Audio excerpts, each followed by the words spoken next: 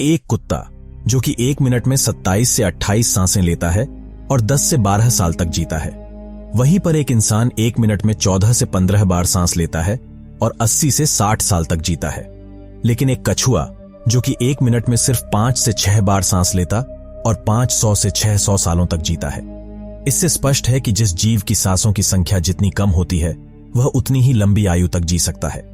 इस चीज को समझकर हमारे पूर्वजों ने सांसों की संख्या को कम और उसकी गहराई को ज्यादा करने के विज्ञान पर काम करना शुरू कर दिया था, क्योंकि वो समझ गए थे कि इंसान को जीने के लिए साल या महीने की नहीं बल्कि एक निश्चित संख्या में सांसें मिलती हैं और सांसों को लेने की गति को कम करके उम्र को लंबा किया जा सकता है। लेकिन सांसों के धीमा और लंबा होने की यह गति प्राकृतिक रूप से होनी चाहिए। जब हम सांस लेते हैं तो वायु प्रत्यक्ष रूप से हमें 3-4 स्थानों पर ही महसूस होती है। कंठ, हृदय भी बड़ी और पीठ मस्तिष्क में गई हुई वायु का हमें पता ही नहीं चलता। कान और हाथ में गई हुई वायु का भी कम ही पता चलता है। सोशल तंत्र से भीतर गई वायु अनेक प्रकार से विभाजित हो जाती है, जो अलग अलग क्षेत्र में जाकर अपना कार्य पुनः करके भिन्न रूप में बाहर निकल जाती है। यह सब इतनी जल्दी होता है कि हमें इसका पता नहीं चलता। हम सिर्फ इतना ही जानते हैं कि ऑक्सीजन भीतर गई और कार्बन डाइऑक्साइड बाहर आ गई, लेकिन भीतर से क्या सही क्या गलत करके आ जाती है इसका कभी ज्ञान प्राप्त हो पाता है। यदि हम जोर से गहरी सांस लेते हैं तो तेज प्रवाह के साथ शरीर के अंदर बैक्टीरिया नष्ट होने लगते हैं। उसी काम की रोगों से लड़ने की क्षमता भी बढ़ जाती है। बोन मैरो में नई रक्त का निर्माण होने लगता है। आंतों में जमा मल विसर्जित होने लगता है। मस्तिष्क की जागरूकता लौट आती है, जिससे श्रवण शक्ति दुरुस्त हो जाती है। न्यूरॉन की सक्रियता से सोचने समझने की क्षमता पुनः जिंदा हो जाती है। भीड़ में भरी हवा से आत्मविश्वास वापस लौट आता है। सोचिए, जब जंगल में हवा का एक 3 झोंका आता है तो जंगल का रोम रोम जागृत होकर सजग हो जाता है। सिर्फ एक झोंका कपालभाति अभ्यास तरीका प्राणायाम 3 हवा की उस चुप्पी की तरह बहुत कम लोगों में चिंता होती। अपने अंदर आधी लाने की लगातार अभ्यास से ही आधी का जन्म होता है। 10 मिनट के अंदर आपके शरीर और मन के साथ आपके संपूर्ण जीवन को बदल कर रख देगी। आजकल अधिकतर लोगों की सांसें उखड़ी और बिखरी हुई होती, उथल पुथल रहती है और तेजी से चलती है। लोगों को यह पता नहीं चलता कि उनकी सांसें किस प्रकार चल रही हैं। जब क्रोध या भाव उठता है तो सांस बदल जाती है। वहीं पर काम वासना का भाव उठता है, तब भी सांस बदल जाती है। हमारे प्रतीक भाव और विचार के साथ हमारी सांसें भी बदलती रहती हैं। इसके साथ हमारे खान पान और रहन सहन से भी ये बदलती रहती हैं। असल में हमारी सांसों का हमारे मन की स्थिति और हमारी सार्विक अवस्था से सीधा संबंध होता है। पूरा योग विज्ञान ही सांसों को सही तरीके से लेने पर टिका हुआ है, और अगर हम सिर्फ अपनी सांसों को सही तरीके से लेना सीख जाते तो हमारा जीवन जादू की तरह बदल जाएगा। आज इस प्राचीन योगिक कहानी के माध्यम से हम सांसों को सही तरीके से लेने का तरीका और सांसों के जादुई रहस्य के बारे में विस्तार से जानेंगे। बहुत पहले की बात है, एक ऋषि अपने आश्रम में छात्रों को योग, ध्यान और प्राणायाम की शिक्षा दिया करते थे। ऋषि खुद भी एक योगी थे। उन्होंने अपनी कई वर्ष हिमालय की गुफा में साधना करते हुए बिताए थे, जहां पर उन्होंने बहुत ही सहज मानवीय आयामों को गहराई से समझा था, और अब वो अपने इसी अनुभव और ज्ञान को शिष्यों के माध्यम से जन समूह तक पहुंचाना चाहते थे। एक दिन रात्रि के भोजन के पश्चात उनके आश्रम का सबसे बुद्धिमान और होनहार छात्र उनके पास आता है। छात्र के चेहरे को देखकर गुरुजी समझ गए कि उसके मन में कुछ सवाल है। गुरु के नजदीक पहुंचते ही छात्र ने उन्हें प्रणाम किया और कहा, गुरुदेव, मैं आपसे कुछ पूछना चाहता हूं। गुरु ने मुस्कुराते हुए कहा, मुझे मालूम है, ये तो मैंने तुम्हारे चेहरे को देखकर समझ लिया था।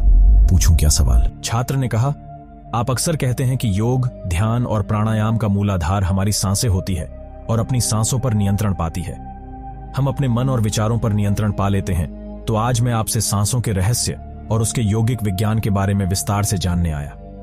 यह सुनकर गुरु ने एक हल्की मुस्कान दी और फिर कहना शुरू की, जैसा हमारा मन होता है, हमारी सांसों की गति भी वैसी हो जाती है, या फिर जैसी हमारी सांसें होगी वैसी ही हमारी मनोदशा हो जाएगी। यही हमारी सांसों से सब कुछ जुड़ा हुआ है। जो हमारे भीतर घटता है वही हमारे बाहर घटता है। हर घटना हमारी सांसों से गहरा संबंध रखती है। मतलब कि अपनी सांसों की गति पर नियंत्रण करके अपने मन और विचारों पर नियंत्रण कर सकती है। अगर तुम किसी सच्चे योगी या साधक को ध्यान से देखो तो तुम्हें उसके चेहरे पे गजब का ठहराव दिखेगा। एक सच्चा योगी बुरी से बुरी परिस्थिति में भी खुद को स्थिर और शांत रख सकता है। एक योगी अपनी भावनाओं को नहीं दबाता, बल्कि वो अपनी सांसों पर नियंत्रण हासिल कर सकता है। वो सांसों को नियंत्रित करती है। वो अपनी मन पर नियंत्रण ली है, और जिस आदमी का मन उसके नियंत्रण में हो, उसके पास उसकी सभी समस्याओं का समाधान। गुरु ने छात्र की तरफ इशारा करते हुए कहा, तुमने कुछ योगियों के बारे में सुना होगा। वो 200 या फिर 300 साल तक जीते हैं। आखिर वो इतने लंबे समय तक खुद को जीवित कैसे रख पाते हैं? असल में उनका नियंत्रण अपनी सांसों पर होता है, जिसे प्राण ऊर्जा भी कहते हैं। प्राण ऊर्जा हमारे चारों तरफ इसे कितनी मात्रा में लेना और छोड़ना है, ये एक योगी अच्छी तरह से जानता है। वो इस काम पर बहुत हद तक महारत हासिल कर लेता है, इसलिए वो प्राण ऊर्जा का उपयोग करके अपनी जरूरत के हिसाब से कर सकता है। इसलिए वो इस प्राण मजाक उपयोग अपनी जरूरत के हिसाब से कर सकता है और खुद को दीर्घायु बना सकता है। अगर तुम अपने शरीर को स्वस्थ रखना चाहते हैं, सामान्य से अधिक क्षमता चाहती तेज बुद्धि चाहती है, तो तुम्हें अपनी सांसों को समझना होगा, उन्हें नियंत्रित करना होगा, और उन्हें नियंत्रित करती तुम्हारे जीवन में सब कुछ व्यवस्थित हो जाएगा। असल में डर, चिंता और परेशानी जैसी कोई चीज होती ही नहीं। ये सिर्फ हमारी मन और भावनाओं की उपज। हमारे मन में भावनाओं को केवल एक ही चीज नियंत्रित कर सकती है, और वो है हमारी सांसें। हमारे अंदर का क्रोध, चिंता, जलन, अहंकार, बदला लेने की भावना, ये सब कुछ हमारी सांसों के हिसाब से चलता है। अगर हमारी सांसों पर हमारा नियंत्रण है, तो ये सभी विकार हमारे नियंत्रण में आ जाते। सांस हमारे शरीर और हमारी मन के बीच पुल का काम करती है। अगर हमें अपने मन तक पहुंचना, उसके विकारों को समझकर उनको दूर करना है, तो हमें अपनी सांसों के पुल पर चलना होगा। हमें अपने सांसों के जरिए अपने मन तक पहुंचना होगा, और एकमात्र यही रास्ता है अपने मन को समझाने का। अगर तुमने कभी किसी बच्चे को सोता हुआ देखा, तो तुमने यह अनुभव किया होगा, जब वो बच्चा अंदर सांस लेता है तो उसका पेट फूलता है, जब वो सांस छोड़ता है तो पेट पिचक जाता है। यानी कि एक बच्चा अपनी पीठ, अपनी नाभि से सांस लेता है, जो कि सांस लेने का सबसे प्राकृतिक और सही तरीका है। अपनी इस गहरी और लंबी सांस की वजह से बच्चे का मन उत्साहित और हल्का रहता है, उसका सही ज्यादा प्राकृतिक तरीके से काम करता। तुमने देखा होगा, बच्चे अपनी मन में किसी बात को ज्यादा लंबे समय तक नहीं रखते। नहीं, वो किसी से ज्यादा लंबे समय तक गुस्सा रह सकते हैं। अगर किसी गलती पर डांडिया मार दिया जाए, तो उसे कुछ समय बाद वो भूल जाते और खेल में मग्न हो जाते हैं। बच्चा इतना सरल इसलिए हो पाता है क्योंकि उनकी सांसें प्राकृतिक रूप से चलती है। यानी नाभि से बच्चे के शरीर का विकास चाहिए। विकास के लिए ज्यादा ऊर्जा, और ज्यादा ऊर्जा के लिए ज्यादा लंबी सांसें चाहिए। इससे प्रकृति ने उसे ज्यादा लंबी सांसें दी है। हालांकि ये नतीजा हर मनुष्य को दी गई, लेकिन इंसान ने अपने जीवन में कुछ अप्राकृतिक परिवर्तन कर अपनी सांसों को छोटा कर लिया। वो पीठ की बजाय अपनी सीने से सांसों को लेता है। हम जितनी छोटी सांस लें, उतनी चिंता और बकवास से भरी होंगी। हमारी सोच जितनी लंबी और गहरी होगी, हम उतनी ही खुश और शांत रहेंगे। गुरु ने आगे कहा कि एक आदमी 1 मिनट में 14 से 15 बार सांसें लेता है। सांस का सीधा संबंध हमारे मन की स्थिति और हमारी सारी कंपनी से। अगर 1 मिनट में ली जाने वाली सांसों की संख्या 11 से नीचे आ जाए, तो हम अपने आसपास होने वाले कई कंपन को समझना शुरू कर देंगे।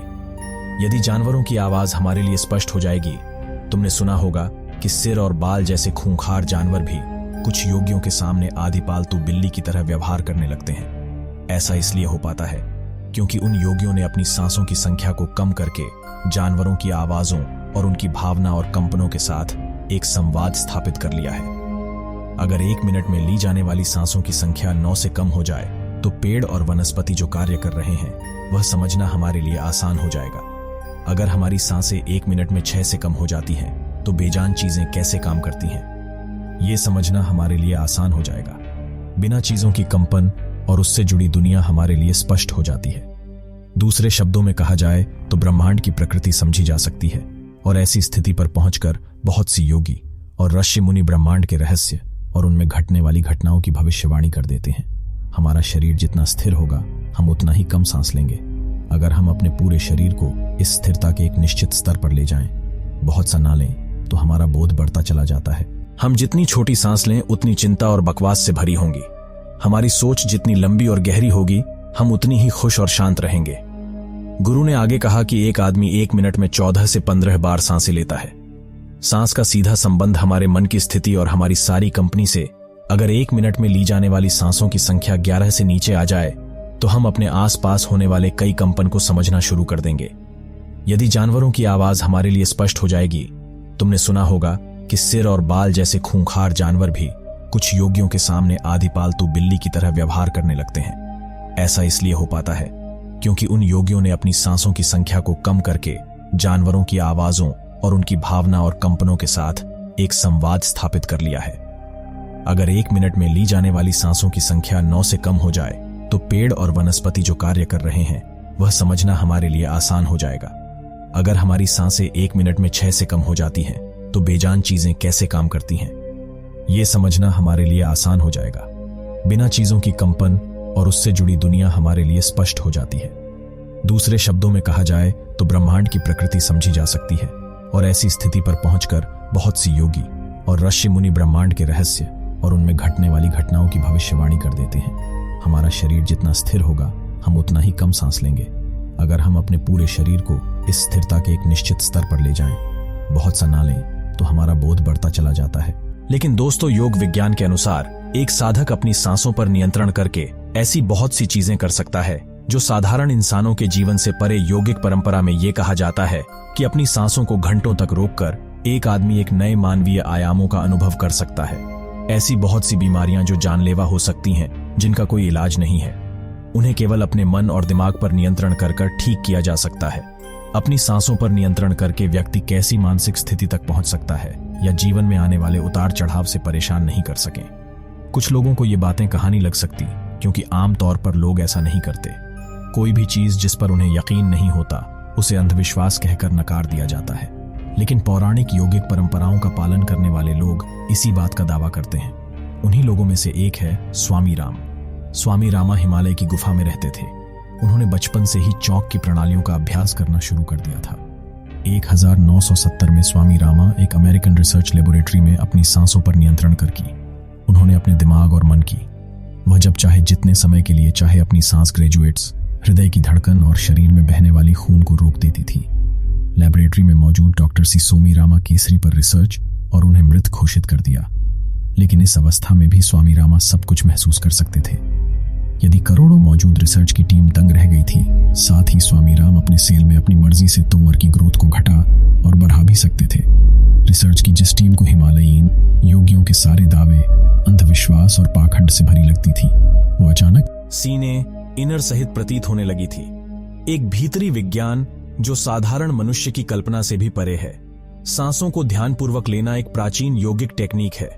एक योगी जिसने अपनी सांसों पर नियंत्रण हासिल कर लिया, वह जब चाहे अपनी सांसों को रोक सकता है। स्वामी रामा के अनुसार अगर आप अपनी सांसों को समझ सकें, तो आपके शरीर में होने वाली वो बीमारियां जिनका इलाज आज मेडिकल साइंस के पास भी नहीं, सांसों के माध्यम से उन्हें ठीक किया जा सकता है। श्वास की गुट रहस्यों को समझने के बाद स्वामी रामा ने अपने कुछ साथियों के साथ मिलकर एक किताब भी लिखी, जिसका नाम है साइंस ऑफ डेथ। गुरु ने आगे कहा, जब सांसें विचलित होती तो मन स्थिर हो जाता है, लेकिन जब सांसें शांत होती हैं तो मन भी स्थिर हो जाता है और योगी दवाई हो जाता है। इसलिए हमें अपनी श्वास पर नियंत्रण करना चाहिए। गुरु ने सीसी की आंखों में देखती देखा, तुम्हें क्या लगता है, क्या तुम जितनी लंबी सांस अंदर लेती है, उतनी ही लंबी सांस से बाहर निकलती नहीं? समान इस स्थिति में हम जो सांसें अंदर लेते, उसकी लंबाई 10 अंगुल होती, और सांस से बाहर निकालते समय इसकी लंबाई 12वीं हो जाती है। और यहाँ 1 अंगुल का मतलब 1 उंगली मोटाई से। हमारी रोजमर्रा की जिंदगी में कुछ काम ऐसे होती हैं जिन्हें करते समझते लंबी सांस अंदर जाती, उससे कई गुना लंबी सांस से बाहर जाती। भोजन करते समय बाहर निकलने वाली सांस की लंबाई 16 से 17 अंगुल होती थी। चलते समय इनकी लंबाई 22 से 24 अंगुल हो जाती है। दौड़ते समय निकलने वाली सांसों की लंबाई 45 से 50 अंगुल तक पहुंच जाती है।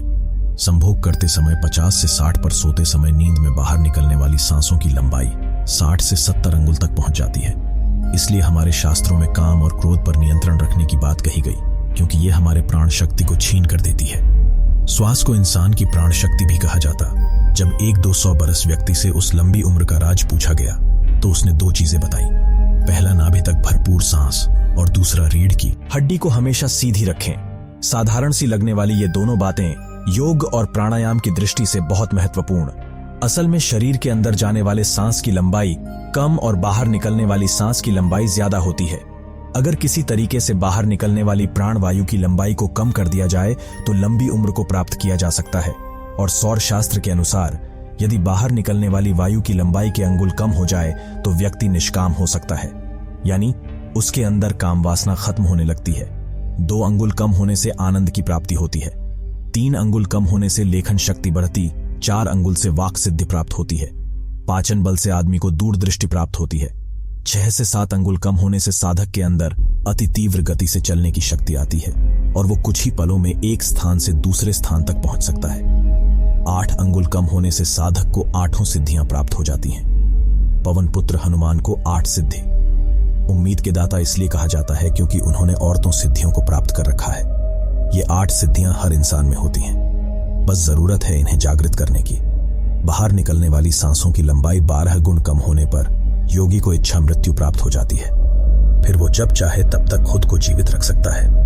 लेकिन ये सारी सोई हुई सत्या केवल तभी जागृत होती जब मन में इन्हें जागृत करने की तीव्र अभिलाषा और मन का स्थूल रूप श्वास यानी सांसें। इसलिए सबसे पहले सांसों पर नियंत्रण करना जरूरी है।